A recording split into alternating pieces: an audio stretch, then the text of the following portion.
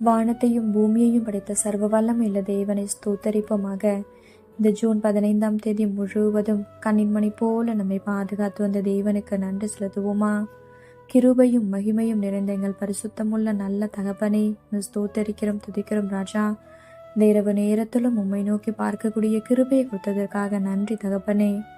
அப்பா, இந்த நாளிலும் உங்களுக்கு பிரியமில்லாத காரியங்களை செய்து உடைய இருதயத்தை துக்கப்படுத்தியதற்காக எங்களை தயவாய் மன்னியும் ஆண்டவரே. உமக்கு பிரியமான பிள்ளையை வாழ உதவி செய்யுங்கப்பா. இந்த நாளிலும் எங்கள் தேவைகள் எல்லாவற்றையும் சந்தித்து நாங்கள் சோர்ந்து போகாதபடி உடைய வார்த்தை கொண்டு எங்களை பலப்படுத்தியதற்காக நன்றி தகப்பனே. ஆண்டவரே, இந்த நாளிலும் மற்றவங்க வாழ்க்கையை பார்த்து பொறாமப்பட்டதற்காக எங்களை தயவா மன்னிச்சிருங்க ஏசப்பா.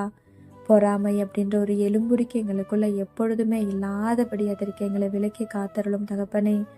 அப்பா, மற்றவங்க வாழ்க்கையை ஒப்பிட்டு பார்க்காதபடி நீங்கள் கொடுத்த வாழ்க்கையில் சந்தோஷமாகவும் சமாதானமாகவும் வாழ எங்களுக்கு கற்றுத்தாங்கப்பா.